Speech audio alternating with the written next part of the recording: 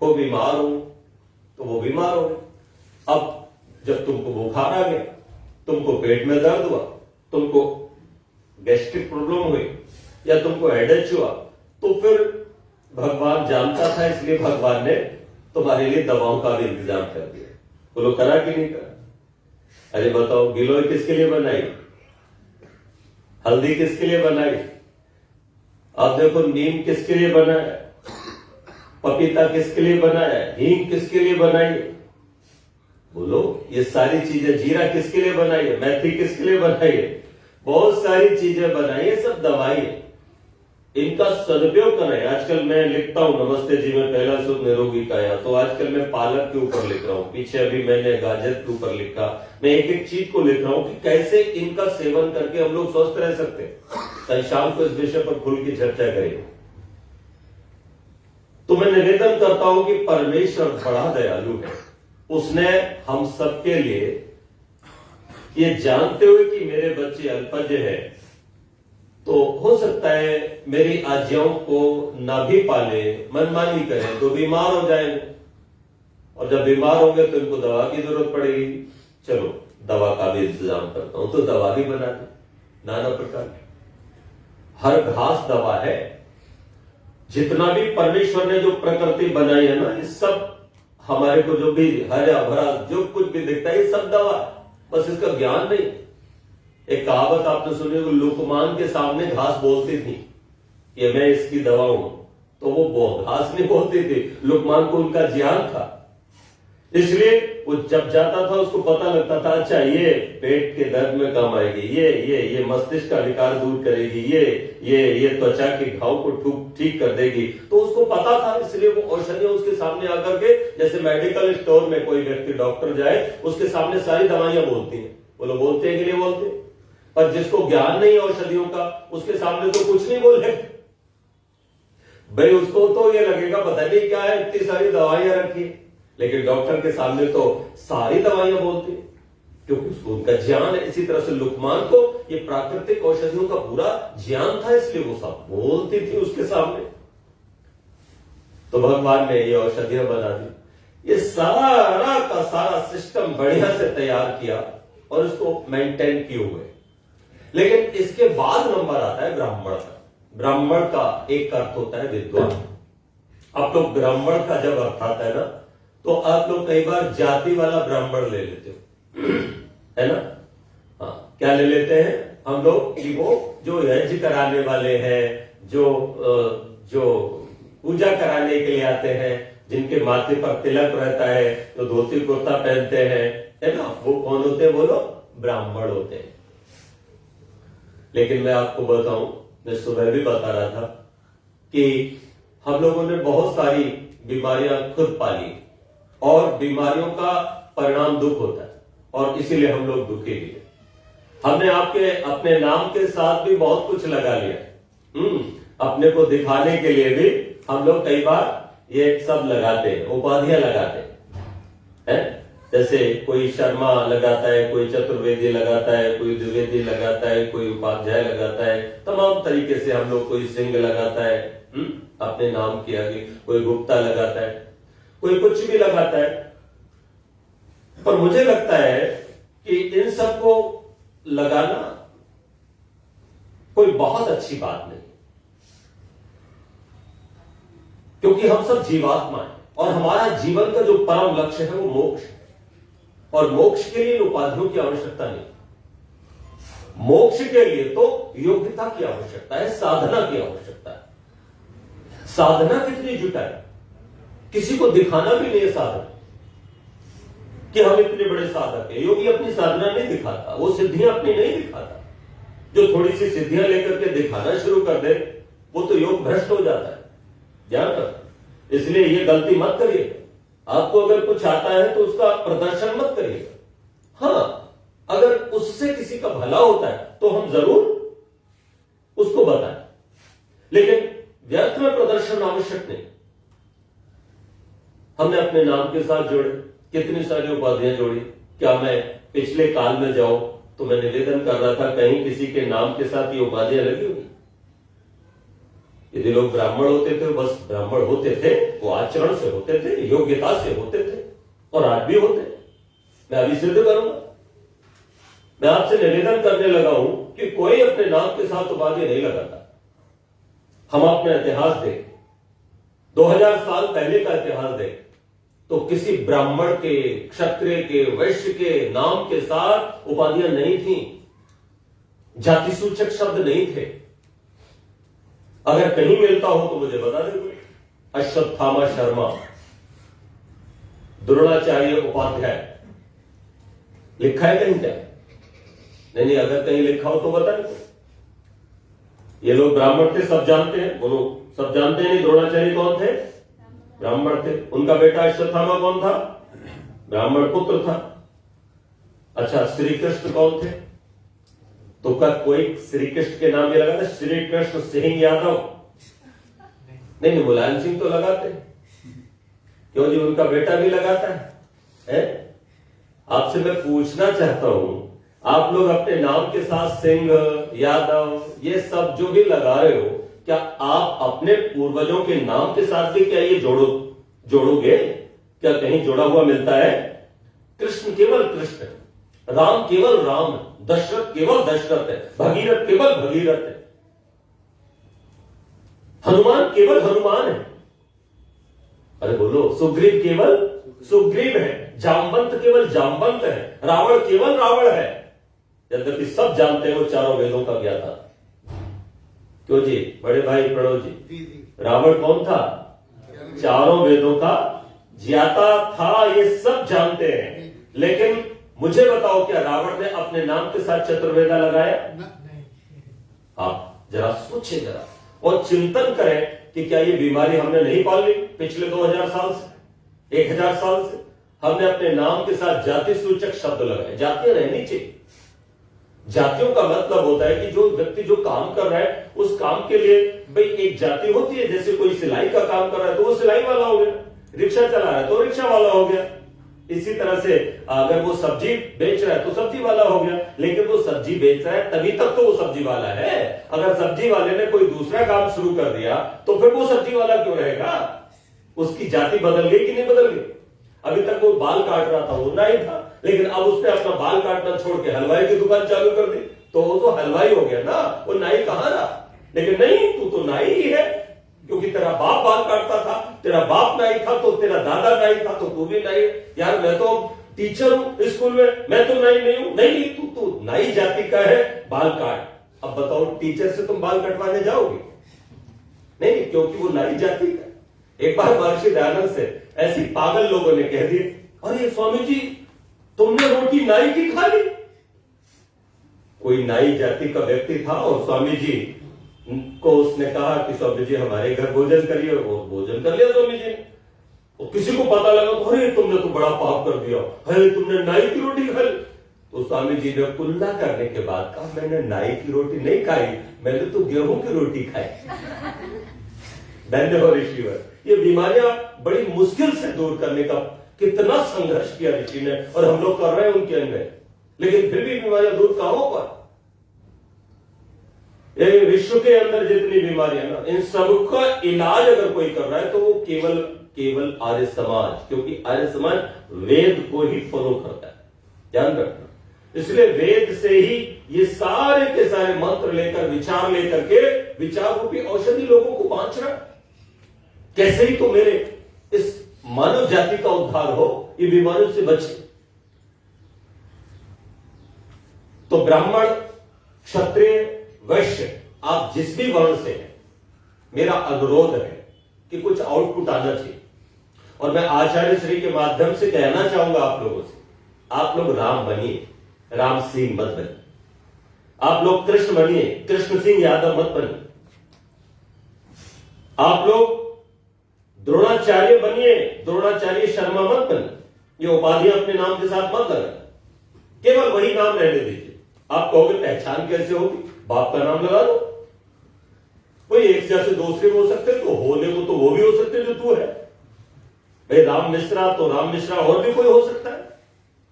पिता का नाम लगा दो, गांव का नाम लगा दो, और होते हैं तो होने दो। आप अपने व्यवहार से, अपने आचरण से, अपनी योग्यता से, अपने टैलेंट से दिखा दो कि हम औरों से विशेष है, अलग है, कुछ बेहतर करके दिखाओ। वरना तुम्हारा होने से लाभ भी क्या है? नाम कितना ही रख लो, कितनी उपाधियां जोड़ लो, तुम कुछ विशेष नहीं कर पाए समाज के लिए, तो तुमको कौन याद करे? तुम कुछ अलग हट करके करो ना, तुम कुछ बढ़ करके करो ना, राष्ट्र के लिए करो, समाज के लिए करो, कुछ बेहतर करो ना, तब संसार तुमको याद करेगा। हमारे आचार्य जी ने जब देखा कि भाई डीएवी में 1300 बच्चे हो गए, अब 1300 बच्चे हो गए, लेकिन अब और भी रिक्वायरमेंट हो रही है, तमाम लोग कह रहे हैं कि भाई विद्यालय में तो बस जगह कम है, तो क्या होना चाहिए भाई? एक और विद्यालय बनाना चाहिए। भाई मन में आया तो उस क्षेत्र के लोगों को भी, बच्चों को भी लाभ मिलना चाहिए हमारी संस्था का। तो पता चला कि मन में एक कर लिया आविष्कार और चिंतन को विस्तार दिया। आपके पवित्र सहयोगी सब है, मिल गए और आपने पता लगा कि एक भूमि खरीद ली 2 करोड़ रुपए की, और वहां जाकर के अब वहां पर एक पूरी बहुत अच्छे से परिकल्पना तैयार हो रही है। मैं आज देख करके आया वहां, बहुत सुंदर मैं देख पा रहा हूं, क्योंकि दिमाग में तो नक्शा बन गया है ना, पहले तो यही बनता है, और वो धरातल पर 2-3 साल में मैं समझता हूं खड़ा हो जाएगा, और कितने क्षेत्र के बच्चों को लाभ होगा। वैदिक शिक्षा, आंग्ल शिक्षा के साथ साथ उनको मिली, तो कुछ विशेष करिए ना, इसके लिए विशेष प्रयत्न करना पड़ता है। अपने लिए तो सब जीते, अपने परिवार के लिए सब जीते, अपने परिवार के लिए तो ये कुत्ते बिल्ली भी जीते। मैंने देखा अभी पीछे दिन मेरे पड़ोस में एक कुत्ते को बहुत सारे बच्चे हुए, और वो उनको लिए फिरती, और कोई उनके बच्चे को छू दे तो गुर्राती है, दौड़ती है काटने को। मजाल है कोई उसके बच्चे को छू दे। अपने बच्चे को रोटी लाके खिलाती है, चिड़िया भी खिलाती, वो लोग खिलाती नहीं खिलाती।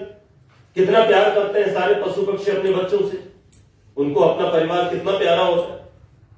बस वो इतना ही तो करते हैं, और इससे ज्यादा तो नहीं करते। अगर इतना ही हम करते हैं तो फिर हम में और उनमें अंतर क्या रहेगा? हम मनुष्य हैं, हमको कुछ विशेष करना। इसलिए हमारी शिक्षा केवल इसलिए नहीं होनी चाहिए कि हमें वैज्ञानिक बनना है। हमारी शिक्षा केवल इतने भर के लिए नहीं होना चाहिए हमें वकील बनना है। हमारी शिक्षा केवल इसलिए नहीं होना चाहिए कि हमें डॉक्टर बनना है, हमें टीचर बनना है। हमारी शिक्षा केवल इसलिए नहीं होना चाहिए कि हमें नेता बनना है, हमें अफसर बनना है। हमारी शिक्षा का ये अंतिम उद्देश्य नहीं है।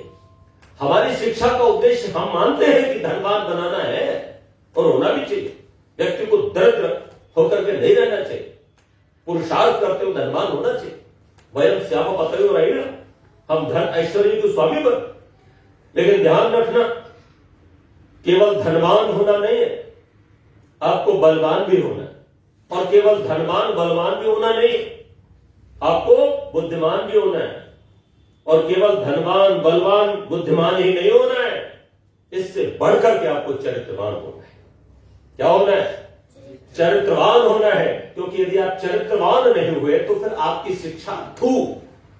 क्योंकि इस शिक्षा के चलते ये विषय मैंने लिया है, जिस पर आपको मैं जोड़ूंगा और उस पर प्रकाश डालूं कि कितनी बड़ी हानि हो रही। हम अपने बच्चों को ये संस्कार, ये शिक्षा नहीं दे पा रहे। हम केवल धन पढ़ा रहे हैं, केवल भोग पढ़ा रहे हैं, केवल विलास पढ़ा रहे हैं, उनको केवल और केवल व्यवसायी बना रहे। इससे आगे का हम सोचते ही, क्योंकि शायद यही हमारे मन में रहता है, और इसीलिए हम अपने बच्चों को भी उसी लाइन पे डालते, फिर रोना पड़ता। एक ने इसी तरह से काम किया, यही दिल्ली के आसपास की घटना, मेरठ। वो एक व्यक्ति था, उसने अफसर था, रिटायरमेंट हो गया उसका। उसके 2 बेटे थे, और दोनों बेटों को उसने अमेरिका में भेज दिया। बहुत अच्छे से खूब धन कमाया, अच्छे बुरे जैसे भी रास्ते से, और बस एक ही लक्ष्य था कि दुनिया में मेरा नाम हो कि उसके बेटे अमेरिका पढ़ रहे। अमेरिका पढ़ा। दोनों बच्चों ने अपनी मर्जी से वहां शादी कर ली। पिता को कोई टेंशन नहीं, पिता चाहते थे, अच्छी शादी हो गई। पिताजी बड़े खुश, माताजी बड़ी खुश, लेकिन वो आते नहीं थे, क्योंकि अमेरिका दूर है तो मुश्किल। कई बार पिताजी कहते थे बेटा कुछ समय निकाल के तो आया करो, कई बार मिलने के लिए इच्छा करती है। बच्चों का भी मैंने सुना है नाती पोते हो गए हैं, उनको भी देखने की इच्छा करती है। पिताजी क्या करें, टाइम नहीं मिलता। साल 2 साल में एक आध बार कभी एक आध चक्कर लगा तो लगा, और वो भी आरंभ में, जैसे जैसे दिन बीते वैसे वैसे आना और भी लंबा हो गया। एक दिन पिताजी ने फोन किया अपने बेटे को, दोनों को किया कि तुम्हारी माताजी बहुत बीमार है, उनके बचने की उम्मीद नहीं है, बेटा आ जाओ, माता तुम्हें बहुत याद कर रही, वो तुम्हें अंतिम बार देखना चाहती। फोन किया, मैसेज भेजे, लेकिन नहीं आए, क्योंकि समय नहीं उनके पास, वहां बहुत व्यस्त है। माता एक्सपायर हो गई। जब मां मर गई तो पिताजी ने रोते हुए फिर फोन किया और कहा कि बेटा तुम्हारी मां एक्सपायर हो गई है, अब उसकी अंत्येष्टि के लिए तो आ जाओ। अंदर से कुछ आक्रोश भी था और कुछ मन दुखी, अपनों पर ही गुस्सा आता है, कुछ गुस्सा भी। बस कुछ घंटों के बाद, 24 घंटे लगे, बेटा आ गया, पर बेटा छोटा आया। पिताजी ने कहा बेटा क्यों, तुम्हारा बड़ा भाई नहीं आया? तो बोले वो नहीं आ पाए। बोले वो क्यों नहीं आए, उनको तो आना बहुत जरूरी था। क्या अंतिम समय में भी तुम दोनों भाइयों का यहां होना अभिष्ट नहीं है, जरूरी नहीं है? अरे नौकरी पैसा ये सब बात की चीज थी, कमाते रहते, मां बार बार नहीं मिलेगी देखने। छोटा बेटा बोला अब तो मां मर गई, अंतिम संस्कार मैं कर दूंगा। बोले नहीं नहीं, मुझे ये बताओ बड़ा बेटा क्यों नहीं आया? तो बोले बड़े भाई ने ये कहा है कि मां एक्सपायर हो गई, तू चला जा, पिताजी एक्सपायर हो जाएंगे तो मैं चला जाऊंगा। सुनना आप लोग क्या कर रहे हो, बड़ा बेटा कह रहा है कि जब पिता का देहांत होगा तो मैं चला जाऊंगा। तो पिताजी ने जब ये सुना तो पिताजी को अंदर से बहुत तेज अटैक सा हुआ। उन्होंने कहा अच्छा, तेरे बड़े भाई ने कहा है कि पिताजी का देहांत होगा, उनकी अंत्येष्टि के लिए तब मैं आ जाऊंगा, तो मैं भी उसका बाप हूं, मैं उसको बुला के मानूंगा। वो अंदर गए और अंदर जाके उन्होंने पेन लिया और एक पेपर लिया, उस पर लिखा बेटा तूने कहा था कि पिता के मृत्यु पर मैं आ जाऊंगा, और मैं चाहता हूं कि तू अपनी मां की भी अंत्येष्टि अपने हाथों से आके कर, यही हमारी अंतिम इच्छा है और कोई इच्छा नहीं है। तो मैं चाहता हूं कि तू आकर के मां की भी अंत्येष्टि कर, मेरी भी कर। और उन्होंने रिवॉल्वर लिया और अपने को शूट कर लिया, एक्सपायर हो गए। तब छोटे भाई ने भैया को फोन किया कि तुम भी आ जाओ, क्योंकि तुम्हारी यही तो शर्त थी कि इस बार तू चला जा मां के देहांत पर, पिताजी के फिर मैं चला जाऊंगा। तो पिताजी भी जा चुके हैं, आ जाओ। मैं आपसे पूछना चाहता हूं कि क्या ऐसा नहीं होता? क्या मुंबई के फ्लैट में एक बूढ़ी मां अपने बालक को, अपने उस बेटे को अमेरिका में जो था, कितनी बार फोन किया, कितनी बार मैसेज किया, क्या वो आए?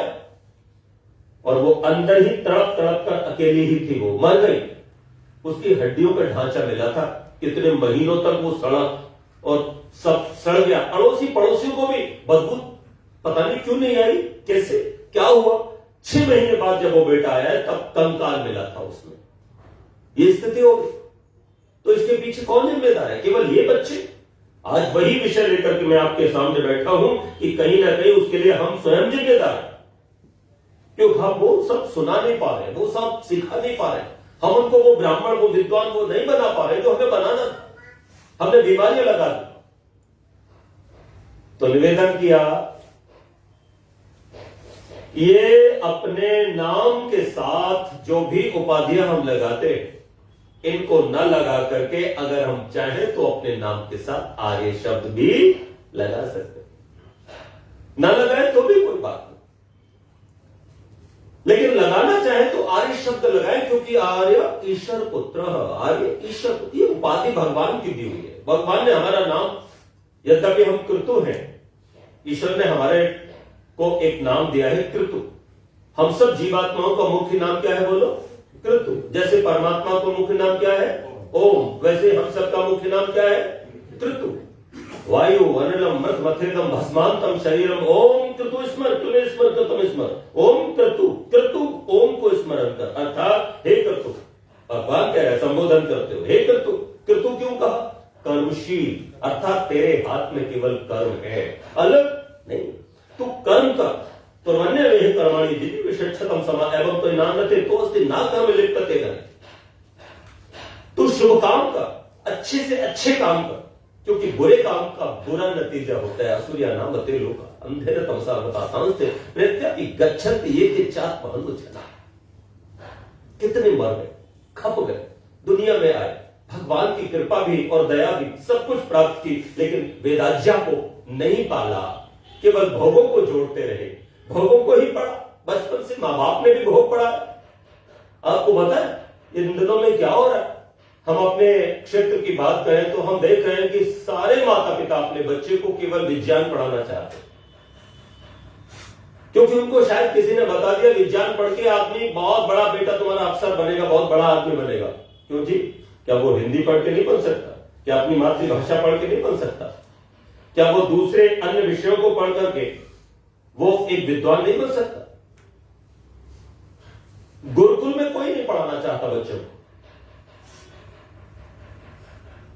क्या गुरुकुल में पढ़ करके बच्चे विद्वान नहीं हो सकते आपके? लेकिन विद्वान नहीं बनाना चाहता कोई, सिर्फ ये चाहता है कि मेरा बेटा, मेरी बेटी, पहले तो एक या दो ही पैदा किए जैसे तैसे, लेकिन संतान ज्यादा नहीं, एक या दो बस, इसके आगे है ही नहीं। सारे रिश्तों को खत्म कर दिया, आप खा गए। आप सोचते हो अरे दो से ज्यादा हो जाएंगे तो कैसे चलेगा काम, बड़ी मुश्किल हो जाएगी। कभी मुसलमानों से पूछा आपने? आपको पता है आपके छोटे छोटे सारे काम उन्होंने ले लिए। आप किस मुगालते में रह रहे हैं? उनको किसी भी काम को करने में शर्म नहीं।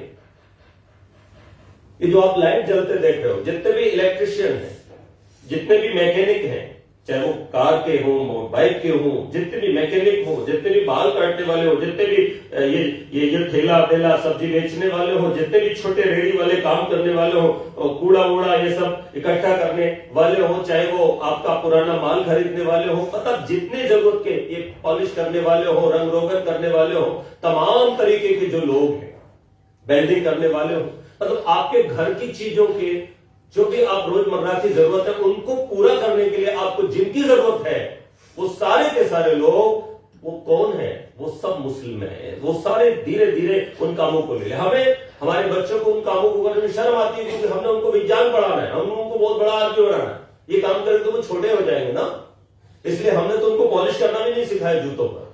हमारा अगर बेटा है तो हम उसको ये छोटे मोटे काम नहीं, हम मना करते नहीं बेटा तेरा काम नहीं, तू मत कर। हमने उसको कभी किचन में नहीं भेजा। क्या आपका बेटा रोटी बनाना जानता? मैं 10 साल का था तब से मेरी मां ने मेरे को रोटी बनाना सिखा दी। मैं आपको बता रहा हूं, क्या ये बुरी बात है? क्या मेरे को किचन का काम, मैं बेटी नहीं हूं, मैं बेटा हूं, तो क्या मेरे बेटे को ये काम नहीं आना चाहिए? हमारे बच्चों को तो छोड़, बेटे को तो छोड़, हम अपनी बेटी को भी चाय बनाना नहीं सिखाया, उसको नहीं आता। वो सारा मोबाइल पे आ जाता है, सीख लेंगे, देख लेंगे, कर लेंगे, फोन करेंगे, आ जाएगा सारा। तो हम कहां जी रहे हैं? बहुत सारी चीजें हैं हमने छोड़ दी। हमको सिलाई नहीं आती, बुनाई नहीं आती, कढ़ाई नहीं आती, कुछ नहीं। हम अपने बच्चों के टैलेंटहीन कर रहे हो, टैलेंटलेस। ये सब चीजें नहीं, तुम्हें नहीं करना। और बहुत सारे लोग, वो पिछला जमाना था जब बेटी और बेटे में फर्क करते थे, अब वो जमाने नहीं रहे, क्योंकि ना बेटी है ना बेटा है, तो एक या दो बस। तो उनको हम चाहते हैं कि वो ज्यादा से ज्यादा सुविधा होगी, उनकी हर जरूरत का हम ख्याल रखते हैं।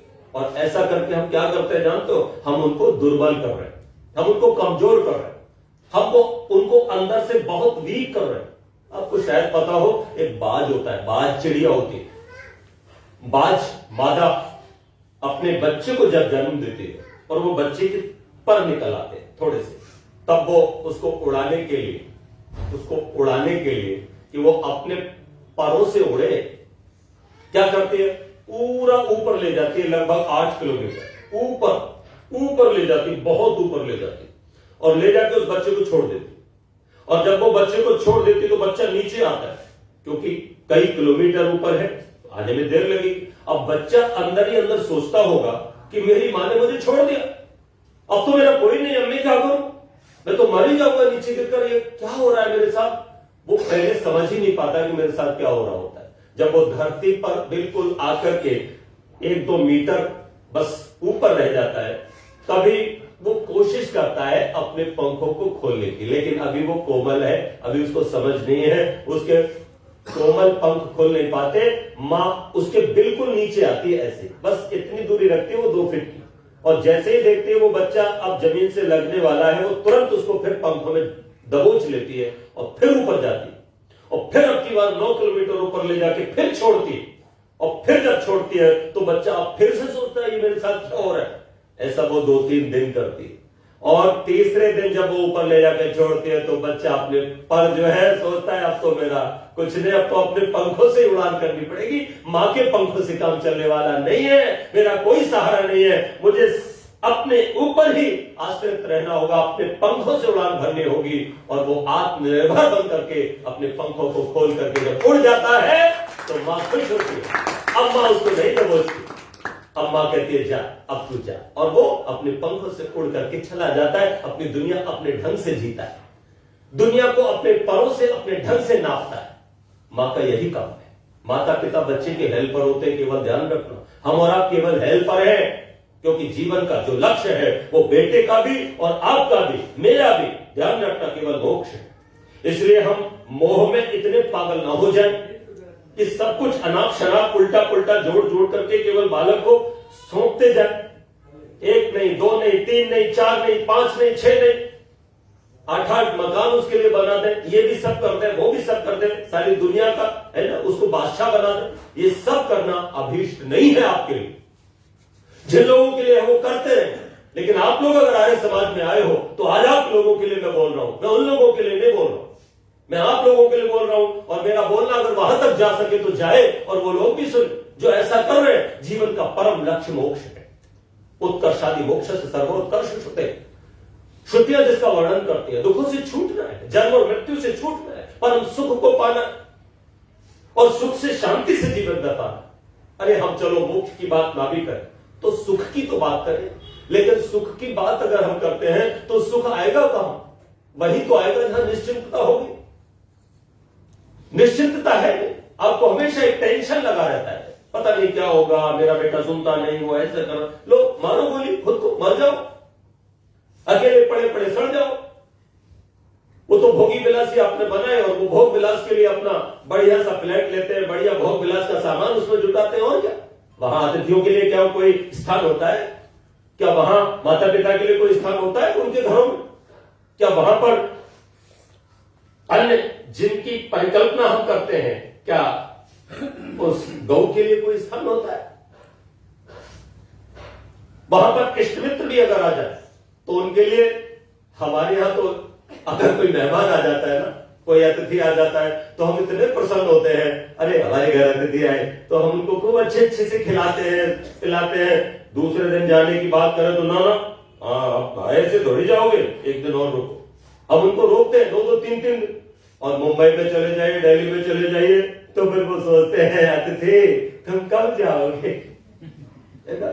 तो मैंने लिखा था एक बार कि हम पहले सोचते थे कोई आए तो खाए, खाने से पहले अतिथि को भोग लगाए। कितनी बदल गई है सोच, सोचिए जरा, हम आज सोचते हैं कि ये जाए तो खाए। बोलो ये है कि नहीं? तो चाय से ही काम चला के कहते अच्छा ठीक है चाय पियोगे, वो जब पहला ही वाक्य आ जाता है चाय पियोगे तो आधी इच्छा तो वैसे ही खत्म हो जाती है। मतलब पानी से भी काम चल सकता है, इतनी दूर से चल के बेचारा आया, उससे पूछ रहा है चाय पियोगे, एक बोझ समझा जा रहा है। क्यों? क्योंकि उनकी शौक में, उनकी मौज में खलल पड़ रहा है। अब एकता कपूर का सीरियल देखना है, इधर आ गया वो मेहमान, तो बताओ इससे बात करें कि वो सीरियल देखे? आप सुनो, आपस में घर के जो लोग होते हैं, माँ बेटी बात करती है, पति पत्नी बात करते हैं, आगे सीरियल में काश ऐसा होता तो कितना अच्छा होता। बहुत सारी बातें उसी की चलती। मेहमान आ गया तो वो बोझ होता है, वो बोझ होता है, कैसे आ गया? तो मैं आपसे निवेदन करने लगा, ब्राह्मण क्षत्रिय, वैश्य और शूद्र, ये 4 वर्ण हैं। ये वर्ण योग्यता से। इसलिए पहले बीमारी अपने दिमाग से दूर करो कि ब्राह्मण नाम किसका है। ब्राह्मण नाम उसका है जो मस्तिष्क से विशेष होता है। क्षत्रिय नाम उसका है जो भुजाओं से विशेष होता है, बल से विशेष होता है, शारीरिक बल से विशेष होता है। वैश्य नाम उसका है जो धन आदि, व्यापार आदि से विशेष होता है। और शूद्र नाम उसका है जो सेवा से विशेष होता है, जो सेवा के काम को करने के लिए पूरी तरह से तत्पर है, समर्पित रहता है अपने स्वामी के प्रति, वो शूद्र है। तो ब्राह्मण किसको कहा? अब ऋषि को पढ़ो। तो महर्षि दयानंद सरस्वती महाराज कहते हैं जो मस्तिष्क का काम करने वाले लोग, जैसे आविष्कारक, वैज्ञानिक, ये सब कौन है? वो ये सब ब्राह्मण। शिक्षक, आप में से कोई शिक्षक बैठा हो तो वो अपने आप को आज से ही ये समझा दे कि मैं ब्राह्मण हूं। कौन हो बोलो? आप चाहे जिस जाति में जन्मे हो उसको डिलीट करो, ये बीमारी निकालो अपने अंदर से। आप ब्राह्मण हो अगर आप टीचर हो, आप अपने बच्चों को बताओगे हम ब्राह्मण हैं, लेकिन तू अगर पढ़ करके शिक्षक बनेगा तो तू भी ब्राह्मण हो सकता है। और तू व्यापार करने लग गया या सेना में भर्ती हो गया तो तेरा वर्ण बदल जाएगा, तू क्षत्रिय हो जाएगा या तू वैश्य हो जाएगा। और तुझे पढ़ने से विद्या नहीं आई तो तू शूद्र भी रह जाएगा। ये समझाना चाहिए। एक घर में 4 वर्ण हो सकते हैं। यदि आप अध्यापक हैं, आप ब्राह्मण हो, आपका बेटा फौज में भर्ती हो गया, वो क्षत्रिय हो गया। एक तीसरा बेटा था, वो आपका व्यापार करने लगा, उसने पशु पाले या कृषि की या कोई व्यापार किया, अपना फैक्ट्री लगाई, वो वैश्य हो गया। और एक भाई ऐसा भी था जो उसको बुद्धि थोड़ी कम थी, वो पढ़ ही नहीं पाए, तो फिर वो भाई हेल्प करने लगा भी चलो मैं सेवा करूंगा। तो वो और भाइयों के साथ सेवा का काम, घर गृहस्थी के काम देखने में मदद करने लग गया, वो शूद्र हो गया। ध्यान रखना, तो एक पिता के भी 4 बेटे 4 वर्ण वाले हो सकते हैं। ये बीमारी है, इसको निकालना बहुत आवश्यक। तो मैं निवेदन करने लगा हूं कि ये दुनिया भगवान ने सजाई, लेकिन उसके बाद अगर नंबर आता है तो ब्राह्मण का आता है। विद्वान क्या करते हैं? इस दुनिया को बहुत अच्छे से सुखदायी बनाते हैं। अच्छा सच बताओ कैसे बनाते? मेरी आवाज आप तक पहुंचे बढ़िया करके दूर तक, इसके लिए एक ऐसे यंत्र की आवश्यकता थी जो मेरी आवाज दूर तक पहुंचा दे। अब ये लाउड स्पीकर बोलो किसने बनाया? शूद्र ने बनाया, वैश्य ने बनाया, क्षत्रिय ने बनाया या ब्राह्मण ने बनाया? इसको बनाने वाला कौन होगा? तो फिर उसको ब्राह्मण कहने में परेशानी क्यों हो रही है आपको? और यह भी मैं बता दूं, ये जो जितने जापान के हैं, चाइना के हैं, जर्मनी के हैं, इजराइल के हैं, अमेरिका के जो लोग हैं, वो जो तमाम आविष्कारक हैं, वो कोई अपने नाम के साथ शर्मा वर्मा नहीं लगा रहे हैं। ध्यान रखना। और ये बिना वेद के बन भी नहीं रहा है। भाई वेद का अर्थ होता है नॉलेज, ज्ञान। बोलो बिना ज्ञान के ये बन रहा है क्या? तो जितने भी आविष्कारक हैं वो सब कहीं ना कहीं वेद के फॉलोअर हैं। वेद नाम केवल विश्वानी देव सविता दुरितानी बना सुबह का नहीं होता। आपको ये भी समझ में आ जाना चाहिए। हम हो गए ब्राह्मण जी, हम वेद को फॉलो करते हैं, हम वेद के पढ़ने वाले। तुम पढ़ते रहो वेद को, तुम वहीं के वहीं पढ़े हो, तुमने कोई आविष्कार किया क्या? बताओ भारत के लोगों जिन्होंने वेद आदि बहुत पढ़े हैं, रोज पढ़े चले जा रहे हैं, ये तमाम तरह सौगंध राम की खाते हैं, हम बनाएंगे तो बना लो कितने भी मंदिर, लेकिन इनसे कोई आविष्कार किया है क्या? ये मोबाइल का श्रेय किसको जाता है? जल्दी बताओ। ये जो मोबाइल है, बैठे बैठे पूरी दुनिया हमारी मुट्ठी में आ गई है। कल्पना करो जरा, दुनिया का कितना बड़ा चमत्कार है ये। पर इसका श्रेय किसको जाता है? क्या भारत के किसी चतुर्वेदी को जाता है? ब्राह्मण जी को? अरे बताओ, क्या जाता है क्या? मैं निवेदन करना चाहता हूं, माइक का श्रेय किसको जाता है? ये जो बल्ब आप जिसकी रोशनी में बैठे हो, प्रकाश दे रहा है, किसको श्रेय जाता है? एडिसन कौन था बोलो? वो ब्राह्मण था। एडिसन ने अपने नाम के साथ एडिसन चतुर्वेदी नहीं लगाया, एडिसन शर्मा नहीं लगाया, वो एडिसन ही है, लेकिन उसने बल्ब बना के दे दिया जिससे आप गाड़ी से आ रहे हो, जा रहे हो। ये मुझे बताओ, हवाई जहाज से हम आए या ट्रेन से गए, ये हवाई जहाज कितना सुगम हो गया। दिल्ली से मात्र हम 2 घंटे में आपके गांधीधाम आ गए। मुझे बताओ कि ये सब किसकी उपज है? लेकिन इसके लिए भी मैं आपको फिर बताऊंगा, ये हमारे देश का दुर्भाग्य रहा। यहाँ पर विद्यार्थी विमान विद्या नाम की पुस्तक को पढ़ करके हमारे यहाँ एक बहुत बड़ा वैज्ञानिक ब्राह्मण हुआ, तलपटे, जिसने जुहू मुंबई में चौपाटी वहां पर एक आविष्कार किया था विमान का, और 1902 के अंदर उसने वो विमान बना के उड़ाया, पर वो लैंडिंग नहीं कर पाया, वो टूट गया। और अंग्रेजों को जब पता लगा तो अंग्रेजों ने उस पूरे मलबे को, जो टूटा हुआ था हवाई जहाज विमान का, उसको सबको भरवा के और अपने देश में भेजा। वहां पर लगातार 19-20 साल तक अनुसंधान होता रहा, तब जाके वहां के वैज्ञानिकों ने, राइट बंधु को फिर उसका श्रेय जाता है, उसने विमान को अपने नाम करा, क्योंकि हम उस समय गुलाम थे, हम ये सब नहीं कर सकते।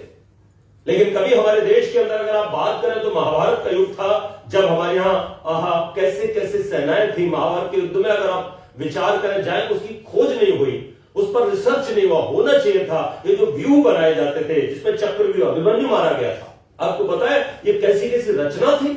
इसके अंदर जो चला गया, मात्र 7 लोग ऐसे थे जो इस चक्रव्यूह को तोड़ सकते थे। धरती पर कोई ऐसा वीर नहीं था जो इस चक्रव्यूह को तोड़ सकता हो। क्या उस समय ये जो जितने भी मिसाइल हैं, ये सब क्या है बोलो? ये ब्रह्मास्त्र जो है वो क्या है? ये अश्वत्थामा ने उस ब्रह्मास्त्र को ही तो छोड़ा था। नाना प्रकार के यंत्र थे, नाना प्रकार के, उस समय का विज्ञान कितना बड़ा था, वो सब लुप्त हो गया। महाभारत काल में बड़ा विनाश हुआ। तो कहीं हम लोग बहुत आगे हुआ करते थे। मैं अगर अब की बात करूं तो मुझे बताओ, हम इन वेदों को पढ़ करके क्या सच में भौतिक उन्नति कर पा रहे हैं? यद्यपि हमारा कोई सानी नहीं है, हमारी आध्यात्मिक शक्ति का कोई सानी नहीं। हम लोग शाकाहारी सदाचारी भी है और हमने अपनी आध्यात्मिक बहुत उन्नति की है, लेकिन ऐसा भी नहीं है कि उन लोगों की आध्यात्मिक उन्नति ना हुई। आज बहुत सारे फिलोसफर हैं, बहुत सारे लोग बहुत अच्छे से इस दिशा में काम कर रहे हैं और वो बहुत आगे तक पहुंचे। यद्यपि उन्होंने प्रकृति के अंतिम तत्व को भी जानने का प्रयास कर लिया। आत्मा तक नहीं गति हो पाई, परमात्मा तक गति नहीं हो पाई, लेकिन जितनी भी उन्होंने गति की वो निश्चित रूप से वेद से ही की। इसलिए इस दुनिया को जो सजाया है, संवारा है, वो कहीं ना कहीं ब्राह्मणों ने ही सजाया है, संवारा है। इसके पीछे केवल ब्राह्मण, ध्यान रखना, वो ब्राह्मण इंजीनियर ब्राह्मण, वो ब्राह्मण आविष्कारक ब्राह्मण, वो ब्राह्मण वैज्ञानिक ब्राह्मण, वो नाना प्रकार के और भी फैक्ट्रियों के जो संचालक है, वो भी सारे, जितने भी आर्किटेक्ट, वो सारे के सारे ब्राह्मण। मस्तिष्क में जो आविष्कार करते हैं वो सारे के सारे, डॉक्टर जितने भी हैं वो सब ब्राह्मण। इसलिए ये सारे के सारे अपने को ब्राह्मण माने, क्योंकि इन्हीं सब की वजह से ये धरती सुखदायी हुई है। लेकिन अगर हम दूसरा पहलू देखें, ये जो बीमारियां फैली, इनको भी किसने फैलाया? इनके पीछे भी यही ब्राह्मण है। कौन है बोलो? यही ब्राह्मण है। तो बनाता भी ब्राह्मण है और बिगाड़ता भी, ध्यान रखना। तो बिगाड़ने वाले ब्राह्मण को क्या कहोगे? वो कौन सा ब्राह्मण होगा?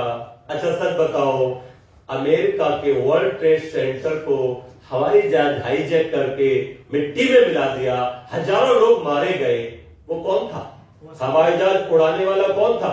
ओसामा बिन लादेन का एक इंजीनियर था, एक IITI मतलब एरोनॉटिक्स जिसने पढ़ी होगी, जिसने विमान उड़ाया होगा कई 100 घंटे। मुझे बताओ, वही आतंकवादी तो था। पर वो आतंकवादी होने से पहले ब्राह्मण था कि नहीं था? अरे बोलाओ, जो व्यक्ति हवाई जहाज उड़ाए वो तो विशेष योग्यता वाला होगा ना। इसी तरह से मैं आपसे पूछना चाहता हूं कि आप लोगों को अभी, आपको शायद ध्यान रहा होगा, बहुत कम दिन हुए हैं विपिन रावत जी का हेलीकॉप्टर क्रैश हुआ है। आपको पता है, ये एक सबको यही बताया गया है कि भाई ये दुर्घटना थी। पर कभी कभी जब हम सोचते हैं और तमाम तरीके की जो सबूत आ रहे हैं, जिन पर चर्चा हमारे तमाम लोग कर रहे हैं, उस पर कई बार सोचते हैं तो हमें बड़ा आश्चर्य होता है कि इतना बेहतरीन हेलीकॉप्टर जिसमें हमारे देश का है, इतना बड़ा अफसर जा रहा, किसी की आंख की तो किरकिरी था वो। सोचो जरा, ध्यान देना। तो इसके पीछे भी कुछ हो सकता है, इसके पीछे कुछ लोग हो सकते हैं, षड्यंत्र हो सकता है, ध्यान रखना। अभी हमने 2 साल कोरोना महामारी को झेला है, अब आमिर खान आ गया है। मैं निवेदन करूं, इस देश के अंदर जो कोरोना और भी हमारी दुनिया में जो कोरोना फैला जिससे लाखों लोग मारे गए, ये क्या कृत्रिम था? ये क्या प्राकृतिक था? नहीं, ये कृत्रिम। सबको पता है। वो तो ये है कि वो उसको बना करके सेव कर रहे थे कि जब चाहेंगे जहां चाहेंगे वहां पर छोड़ेंगे, लेकिन वो लीक हो गया, और लीक हो गया तो उसके लीक होने का ये परिणाम है कि हम लोग बर्बाद हो गए। वो लोग कितने परिवार बर्बाद हो गए, संगीताचार्य बर्बाद हो गए, उपदेशक भी कहां, इतने सारे जो लोग अपने हाथ के दस्तकार थे सब पर बैन लगा दिया, सब घर बैठ गए, काम खत्म हो गया, कितने व्यापार चौपट हो गए, कितनों की नौकरियां चली गई, हम कहां, और फिर कितने लोग मारे गए। तो इसके पीछे कौन है? ब्राह्मण। कौन है बोलो? ये वायरस किसने बनाया? अरे बताओ, किसने बनाया? क्या क्षत्रिय ने बनाया, वैश्य ने बनाया, शूद्र ने बनाया? ये नहीं बना सकते, केवल ब्राह्मण ने बनाया। अर्थात जिसके पास विशिष्ट बुद्धि है वही सबको बता। ये परमाणु हथियार, ये नाना प्रकार के। और सुनो, मेरे देश में आकर के अगर हम बात करें तो मेरे देश के अंदर है, बाबा जी जरा हाथ दिखाओ, ये फलित ज्योतिष, ये बीमारी नहीं है क्या? ये सबको लगी हुई। अभी भी मैं आपको बता दूंगा कि मैं ज्योतिषाचार्य में हाथ देखता हूं तो अब सारे मेरे पास आओगे आचार्य जी जरा मेरा भी हाथ देखना, है ना? अरे बोलो, आओगे कि नहीं आओगे? मेरे हाथ देखना। मैं आपको निवेदन करूं, ये फलित ज्योतिष बीमारी है। ये बीमारी किसने फैलाई? ब्राह्मण। ध्यान रखना। इसी तरह से मैं आपसे पूछना चाहता हूं, एक ईश्वर है, उस एक ईश्वर की सत्ता को हृदय में ही हम पूज सकते हैं। उसकी उपासना अंदर होती है। एक होता है ईश्वर, एक होता है देवता। देवताओं की पूजा घर के आंगन में होती है और ईश्वर की उपासना मन में होती है। ध्यान रखना, वो अंदर की विषय है, अंदर की वस्तु है। तो आत्मा में परमात्मा है, वहां उसका दीदार होता है, वहीं उससे प्यार होता है, वहीं उसका सत्कार होता है, वहीं उसका जय जयकार होता है। सब कुछ वहीं है। अंदर आंखें बंद करके यात्रा करो, वो सब अंदर है, बाहर तो कारीगरी। ये नहीं बता, बल्कि बताया क्या? लाओ, भगवान का मंदिर है, इसमें भगवान रहता है, भगवान को सुनाया जा रहा है, भगवान को जगाया जा रहा है। अभी एक वो आ गए नए भगवान हमारी तरफ, लड्डू गोपाल। उसको तो व्यक्ति गाड़ी में रिजर्वेशन कराता तो एक सीट अलग से लड्डू गोपाल के लिए बनाई जाती है, उसकी रिजर्वेशन अलग से कराया जाता है।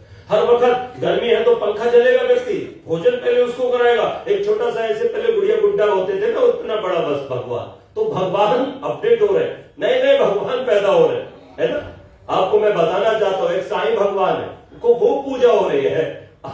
थे कौन? कोई पीछे जाना ही नहीं चाहता, कोई पीछे जाकर के जानना ही नहीं चाहता, बस देखा देखी सारे चले जा रहे। तो ये सारी की सारी जो बीमारी है उसके पीछे कौन है? ब्राह्मण। इसी तरह से अगर हम बात करें जातिवाद की, बात करें छुआछूत की, बात करें भ्रष्टाचार की, बात करें अनाचार की, बात करें दुराचार की, बात करें नाना प्रकार की जो भी बीमारियां, जो समस्या है, उन सब की अगर बात करूं तो इस सब के पीछे कौन खड़ा है? केवल ये ही तथाकथित ब्राह्मण खड़ा है। तब मैं क्या कहूं, ये कौन है? ये कौन लोग हैं? इनको शिक्षा तो मिली और शिक्षा से इनके मस्तिष्क तो बहुत सूक्ष्म हो गए, लेकिन इनको संस्कार नहीं मिले। तो इसके पीछे अगर कहीं कोई खड़ा है तो वो खड़ा है उनका पिता, उनकी माता, उनका परिवार। मातृमान, पितृमान, आचार्यवान पुरुषो वेदा। एक बच्चे के निर्माण में 3 प्रकार की मशीनें होती हैं जो काम करती है। पहली होती है मां, दूसरी होता है पिता, तीसरा होता है आचार्य। आज ये मां अपना काम नहीं कर रही जिम्मेदारी से, इस मशीन में खराबी आ गई। मां डांस कर रही, टीवी के सीरियल अनाप शनाप बातें इधर की उधर की वो सब कर रही है, मौज मस्ती कर रही है। पिता भी मौज मस्ती कर रहा है, संतान लाने की कोई योजना नहीं, और संतान आ गई, गर्भ में आ गई, पता चला नहीं चला, तैयारी नहीं है कोई, बाय द वे एक्सीडेंटल हो गया, निर्माण हो रहा है क्या? माता और पिता ये दोनों जिम्मेदार हैं। संस्कार किसे कहते हैं वो सुन लीजिएगा। संस्कार नाम है वस्तु को मूल्यवान बनाने की प्रक्रिया ही संस्कार है। क्या है बोलो? वस्तु को मूल्यवान बनाने की प्रक्रिया। जैसे मिट्टी मैंने उठाई 1 किलो मिट्टी और मैं बाजार में गया, गांधीधाम में गलियों में घूम रहा हूं, मिट्टी ले लो मिट्टी, आप लोग लेंगे मिट्टी? नहीं ले लो, 1 रुपए की ले लो। कोई कहेगा हम मिट्टी का क्या करेंगे, हम नहीं लेंगे मिट्टी। फिर मैं गया कुम्हार के पास, कुम्हार ने कहा ला दे दे, तेरी मिट्टी मैं ले लूंगा 2 रुपए में। उसने मेरी मिट्टी 2 रुपए में ले ली। मैं बड़ा खुश हुआ। तू क्या करेगा मिट्टी का? उसने कहा देख मैं क्या करता हूं। मिट्टी लेकर के उसने मिट्टी को कूटा, कूट करके छाना, छान करके गीला किया, गीला करके उसको खूब गूंथा।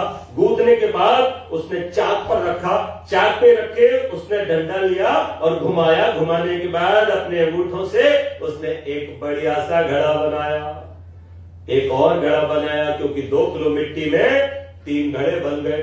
घड़े जब बन गए तो उसने थोड़ा सा धूप में सुखाया, फिर हल्का हल्का वो सूखे हल्के हल्के गीले हैं, अंदर हाथ डाला, ऊपर से काट की हथौड़ी लेकर के ठोका पूरे घड़े को कि जिससे पोला न रह जाए, कच्चा न रह जाए। और फिर उसने छाया में सुखाया अच्छे से, थोड़ी सी धूप थोड़ी सी छाया, कि जिससे ज्यादा गर्मी में अगर रख दिया तो फिर चटक जाएगा, कम गर्मी में रखा तो सूख नहीं पाएगा। अच्छे से सावधान होकर के सुखाया। फिर उसने अग्नि जलाई और उस अग्नि में, मध्यम अग्नि में है ना, उपलों की अग्नि में उसको धर दिया, पकाया। और पकने के बाद जब निकाला तो वो टन टन बढ़िया आवाज दे रहा है। अब वो मिट्टी के घड़े सर पे रख के जाता है, घड़े ले लो घड़े। बोलो आप में से कोई ऐसा है जो घड़े न ले? कितने का है जी? 50 रुपए का। ले 50 रुपए ला। 150 रुपए के घड़े बिक गए। कितने रुपए की मिट्टी थी? 2 रुपए की। कितने रुपए में बिकी? 150 में। है तो वो मिट्टी ही। अरे बोलो मिट्टी है। अब वो मिट्टी इतनी मूल्यवान कैसे हो गई? क्योंकि उसे संस्कारित करने वाला मिल गया। इनको संस्कारित करने वाला जीवन प्रवाह देने मिल गया। ये बच्चे बहुत आगे जाएंगे, ये बच्चियां बहुत आगे जाएंगी। अरे बोलो आचार्य लोग, आप लोग मिलकर के जीवन प्रवाह के जो भी संचालक है, भगवान उनकी आयु 100 साल से ज्यादा करे। आप लोगों ने कितनी मेहनत की है आचार्य वाचोलिदी जी, आपने कैसे कैसे मन में कितने भाव अच्छे जगाए, और जगाने के बाद इन बच्चों को आप शिक्षित भी कर रहे हो और संस्कारित भी कर रहे हो। धन्य है आप लोग, आपका जीवन सफल हो, आपका जीवन सफल हो, आपका जीवन सफल हुआ। आपने मोक्ष का मार्ग प्रशस्त किया है, स्वर्ग का मार्ग प्रशस्त किया है, क्योंकि आप इनका निर्माण कर रहे हो। आप ही इनकी माता पिता हो। माता पिता वो नहीं होते जो जन्म देते हैं, माता पिता वो होते हैं जो उनका निर्माण करते हैं। आपने उनको परवरिश दी है, पिता संरक्षण देता है, आप इनको संरक्षण दे रहे हो पिता बन के, इनका निर्माण कर रहे हो माता बनकर। तो यही तो करना था, वो नहीं किया, उनको संस्कार नहीं दिए जा रहे हैं। कोई पत्थर पहाड़ों में जाके लाता है, एक कोई पत्थर पहाड़ों में गया और एक बड़ा सा पत्थर ले आया? नहीं लाता, कोई नहीं लाता। और कोई व्यक्ति ला करके उसको हथौड़ी बजाए, उस पर छेनी ले ले, हथौड़ी ले ले, मार मार के चोटे, मार मार के चोटे। क्या कर रहा है? एक गड्ढा सा बनाया, और ये क्या निकला है? आंख। ये क्या निकला है? नाक। ये क्या निकला? अरे तो सर बन गया। फिर मारा हथौड़ी, ये निकला है पेट। ये क्या निकला है? हाथ। और कमाल है, ये तो पूरे मूर्ति निकल है इसमें तो, गणपति निकल आए, या कोई भी प्रतिमा निकल आई। अब मुझे बताओ, कुछ अपनी तरफ से जोड़ा था क्या मूर्ति का? केवल हटाया, केवल छेनी हथौड़ी बजाई। ध्यान रखना, छेनी हथौड़ी बजाई थी, और बजा करके जितना हटाना था फालतू का वो हटा दिया, उसमें से मूर्ति निकल आई। अब वही पत्थर हजारों रुपए का बिक रहा है कि नहीं बिक रहा है? इसको कहते हैं संस्कार। तो लाड़ना ही आवश्यक नहीं है, ताड़ना भी जरूरी है। आज बच्चों को माता पिता लाड़न तो दे रहे हैं, पर ताड़न हर वक्त। नन्ही सी 1 साल की बच्ची मोबाइल से चिपकी रहती है, हर वक्त वही देख रही हूं, मोबाइल शुरू तो रोने लग जाती। बोलो ऐसा होता है कि? अब बच्चों को सब बताते हैं कि बच्चों को मोबाइल से दूर रखो, और बच्चे मैं देखता हूं हर वक्त रोया, मोबाइल ले दे दे दे दे दे दे दे, चुप तो जाए। पता चला वो खुद भी चिपकी पड़ी थी जब वो गर्भवती थी, और वो बच्ची फिर आगे चिपकी जा रही। वो जैसी होगी मां वैसे ही तो बच्चे होंगे। इसके लिए फिर 16 संस्कारों की व्यवस्था हमारे ऋषिवर दयानंद महाराज से पहले, बहुत पहले हमारे ऋषियों ने की। ऋषि दयानंद ने तो उनको एक कलेवर दिया, उनको ठीक से सिस्टम में बांध दिया, जिसको हम भूल गए थे। ऋषि दयानंद ने बताया, क्योंकि समाज में केवल 2-3 संस्कार हो रहे थे। एक तो संस्कार हो रहा था, बच्चे का नाम धर दिया जाता था पंडित जी को बुला के, तो नामकरण संस्कार हो रहा था। एक संस्कार और होता था तो वो मुंडन संस्कार हो जाता था, बच्चे के बाल उतरवाने हैं तो कहीं नदी वदी पर जाकर के बाल उतरवा देते थे। एक संस्कार तीसरा और होता था, वो था विवाह संस्कार। आज मेरे यार की शादी, वो नाच वाच गा करके उसका ब्याह कर देते थे। बस ये 3 संस्कार प्रचलित थे, इससे ज्यादा संस्कार को लोग जानते ही नहीं थे। तब ऋषि दयानंद ने बताया वेदों से निकाल करके कि संस्कार वस्तु को मूल्यवान बनाने की प्रक्रिया का नाम है। तुम अपने बच्चों को अगर मूल्यवान बनाना चाहते हो, राम ऐसे ही राम नहीं बन गए, उनकी माता ने उनको संस्कार दिए। इसी तरह से जितने भी महान आत्माएं आप लोग देख रहे हैं, ये सारे के सारे जो मूल्यवान लोग हैं, अर्थात जिनको हम अपने घरों में चित्र के रूप में भी टांगते हैं, और जो हमारे घर आवे तो हम उनको बहुत आदर और सम्मान के साथ बिठाते हैं। मैं निवेदन करना चाहता हूं, ये मूल्यवान कैसे हुए? ये मूल्यवान ऐसे हुए क्योंकि इन्होंने अपने आप को संस्कारित किया, अथवा इनके माता पिता ने इनको संस्कारित किया। तो संस्कार पहला होता है गर्भाधान, ध्यान रखना। और ये जो गर्भाधान संस्कार है, इस पर बिल्कुल चर्चा नहीं हो रही, इस पर बिल्कुल किसी का ध्यान नहीं। मैं चाहता हूं कि हर जगह ये बहुत आवश्यक है, क्योंकि हम अगर अपने राष्ट्र को मजबूत करना चाहते हैं तो हमें अपने देश के अंदर बलवान, बुद्धिमान, चरित्रवान संतान को जन्म देना होगा, और इसके लिए जिम्मेदारी हमारी और आपकी होगी, माता पिता की होगी। ऐसे में हम चाहते हैं कि जो संस्कार है उनको बहुत अच्छे से बताया जाए। मैंने पीछे कई एपिसोड इसमें यूट्यूब पर डाले थे। मैं निवेदन करना चाहता हूं, आप लोग अगर सुनना चाहें तो वहां सुन सकते हैं। मैंने लगातार उन बच्चों को तो जरूर, युवक युवतियों को सुनना चाहिए वो, कि संस्कार क्या होता है, कैसे होता है, कैसे बच्चे का निर्माण किया जाता है। मनचाही संतान आपके घर में आ सकती है, लेकिन आएगी कब? जब आप उन संस्कारों की बात करें, उन संस्कारों को सीखें। एक बच्चे को जन्म देने के लिए एक युवक को लगभग विवाह से 5 वर्ष पहले पिता बन जाना चाहिए, और एक युवती को बच्चे के जन्म देने से 5 साल पहले माता बन जाना चाहिए। ध्यान रखो, जब से परमात्मा आपको माता बनाता है, अर्थात आपके अंग एक मां के रूप में डेवलप होते हैं, तब से आपको अपने आप को मां बनाने के लिए तैयार रहना चाहिए। एक युवक को जब उसके ये दाढ़ी मूंछ आने शुरू हो जाए, तब से उसको पिता बनाने के लिए अपने आप को तैयार करना चाहिए। और ये काम कौन कराएगा? ये माता पिता कराएंगे, जो बुजुर्ग हैं, जो आचार्य लोग हैं, वो कराएंगे। आचार्य का यही तो काम है। आचार्य का काम केवल पढ़ाना नहीं है, आचार्य का ये भी काम है, आचार्य का ये भी काम है। वो अपनी बेटियों को जो गुरुकुल में पढ़ती हैं, या जो स्कूल में, विद्यालय में बेटे पढ़ते हैं, इन लोगों के लिए अलग अलग तरीके से एक सेमिनार आयोजित किया जाए, और उनको बताया जाए कि बेटा तुमको पिता बनना, क्योंकि आने वाले समय में तुम्हारा विवाह जरूर होगा, और इसके बारे में पूरी शिक्षा दी जाए। वरना उन बालकों के अंदर, युवकों के अंदर व्यभिचार पैदा हो जाता है। और हमारी गवर्नमेंट तो व्यभिचार को वैसे ही प्रश्रय दे रही, पाखंड को प्रश्रय दे रही। सरकारी हो गया पाखंड। पाखंड क्या हो गया बोलो? पाखंड सरकारी हो गया, व्यभिचार सरकारी हो गया। ऐसी स्थिति में कितना मुश्किल है। तब हम आर्य लोगों का, आर्य समाज के लोगों का, धर्माधिकारियों का, हम राष्ट्रीय स्वयंसेवक संघ की भी बात करना चाहेंगे। तमाम तरीके के, जब विश्व हिंदू परिषद के लोग हो, वो जहां भी जो भी हिंदू संगठन से जुड़े हुए हैं, सबको एक मिनिमम कॉमन प्रोग्राम लेकर के खड़े होना चाहिए। आपस में गिल्ली डंडा नहीं खेलना चाहिए, तू छोटा है मैं बड़ा हूं। हम चाहते हैं अपने आर्य समाज के लोग भी, सारे जितने भी हिंदूवादी संगठन है, वो सब इस बात पर इकट्ठे हों कि राष्ट्र को मजबूत करना है, तो हमें अपने बच्चों को संस्कारित करना होगा। और इसके लिए संस्कारों की बात करने की आवश्यकता है, उनको बताने की आवश्यकता है। वीर्य क्या होता है, रज क्या होता है, उनको बताने की आवश्यकता है। इसके अंदर कैसे कैसे क्या क्या होता है, वो सारी बातें उनको बताने की आवश्यकता है। आज हमारी बेटियां बहुत ज्यादा, आपको तो शायद बहुत सारे लोगों को पता नहीं होगा, क्योंकि मैं चिकित्सा क्षेत्र से भी जुड़ा हूं, इसलिए मैं आपको बताना चाहता हूं कितनी बेटियां हमारे पास आती है जिनको ओवरी में प्रॉब्लम है, जिनको गर्भाशय में प्रॉब्लम है, अभी कुंवारे पर इतनी सारी प्रॉब्लम है कि उनको बहुत सारी उस तरीके की दिक्कत है।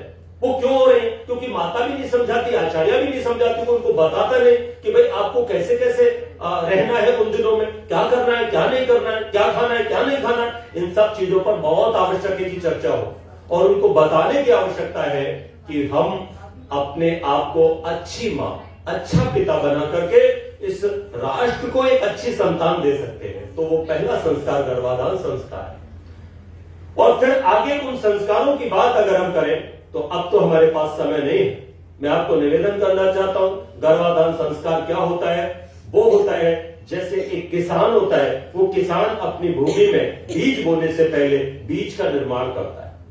वो बहुत दिनों से, मेरे पिताजी मुझे बताते थे, मैंने अपने पिताजी से एक दिन पूछा, पिताजी इस पर आम के पेड़ लगे, इस पर इतना बढ़िया आम आता है, मीठा, ये कैसे आता है? और इस आम के पेड़ में हींग की खुशबू क्यों आती है? तो पिताजी ने बताया कि गुठली को हींग के पानी में 3 महीने तक रखा गया था, गुठली को, जो आम की गुठली होती है, और फिर उसे बोया गया निकाल के। तो इसलिए अब उस पर आम आते हैं। वो पेड़ जब तक बूढ़ा होके गिर नहीं जाएगा तब तक उसके अंदर जो आम आएंगे उनमें हींग की खुशबू आएगी। बताओ 40 दिन हींग के पानी में रखा केवल गुठली को, और वो गुठली बीज ऐसे संस्कारित हो गई कि अरे कितने करोड़ों आम आए होंगे, करोड़ों आए होंगे कि नहीं, 100 साल में, 50 साल में, 50 साल में करोड़ों आम आए होंगे, सारे के सारे हींग की खुशबू दे रहे।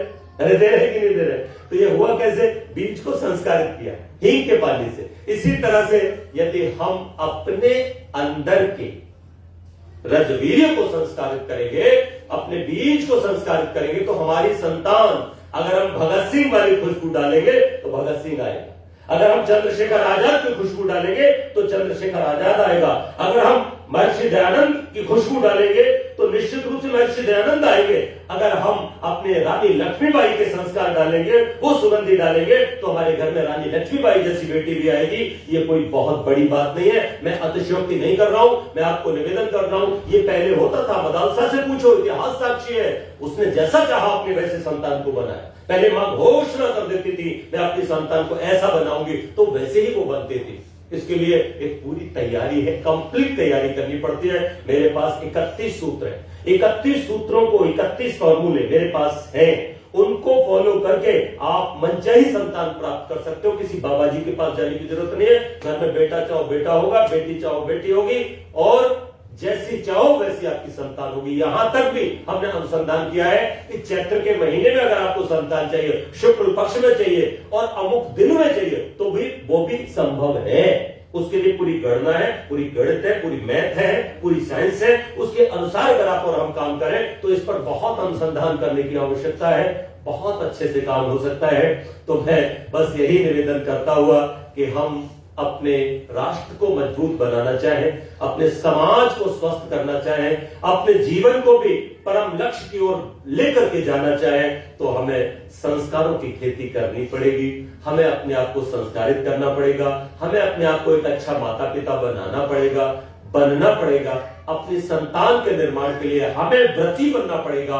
अनुव्रति हमारी तभी संतान होगी, क्योंकि वेद कहता है, अथर्ववेद कहता है, अनुव्रति पितु पुत्र मात्रा भवतु सम्मना जाया पत्ते मधुवतिम वाचम वदतु शंतिवाम। यदि हम अच्छी पत्नी चाहते हैं, यदि हम अच्छे संतान चाहते हैं, तो निश्चित रूप से हमें व्रती बनना तो पड़ेगा। क्योंकि जब हम व्रती होंगे, जब हम अच्छी मन वाली होंगे, अर्थात मेरी पत्नी अच्छे मन वाली हो और मैं व्रती हो, तो मेरी जो संतान आएगी वो निश्चित रूप से युधिष्ठिर की तरह होगी, अर्जुन की तरह होगी। क्योंकि गांधारी अच्छे मन की नहीं थी, इसलिए उसके मन में ईर्ष्या थी, द्वेष था, दुर्योधन पैदा हुआ। लेकिन कुंती अच्छे मन वाली थी, पवित्र मन वाली थी, युधिष्ठिर और उनको अर्जुन भीम पैदा हुए। मैं निवेदन करना चाहूंगा, तो अच्छे मन वाली अगर माता होगी तो उसको अच्छे मन वाले, अच्छे चरित्र वाले बच्चे प्राप्त होंगे, और पिता व्रती होगा तो फिर संतान भी उनकी अनुव्रती होगी। अर्थात पिता जैसा होता है उसकी संतान भी बहुत कुछ वैसी ही होती है। तो आवश्यकता इस बात की है कि हम अपने समाज के लिए अगर कुछ करना चाहते हैं, अपने राष्ट्र के लिए कुछ करना चाहते हैं, और अपने भी मनुष्य जन्म को सफल करना चाहते हैं, तो ईश्वर की भक्ति के साथ साथ हम संस्कारों की भी बात करें। हम ये जो हमारी संस्कृति है इसकी भी हम बात करें, और अपने को संस्कारित करने का निरंतर प्रयत्न करें, अपने बच्चों को संस्कारित करने का प्रयत्न करें। निश्चित रूप से हमारा जीवन सफल होगा, हमारा जन्म सफल होगा। आइए 2 पंक्तियां मेरे साथ मिलकर के फिर से बोलिए, फिर हम लोग ब्रह्म यज्ञ करेंगे।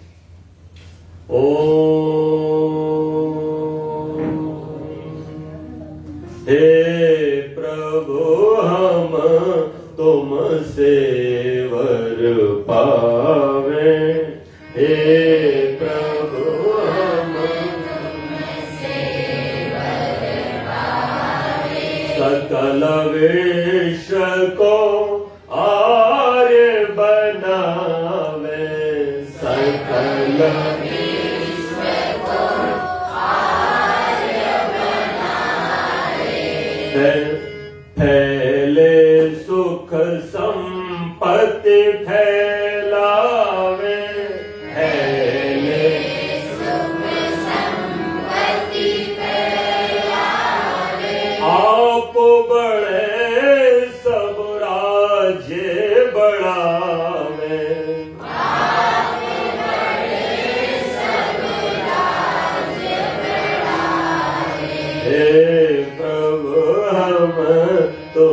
तुमसे वर पावे।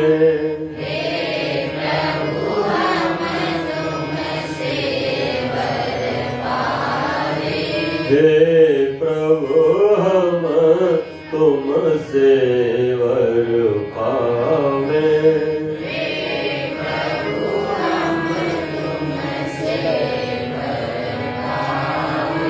ओ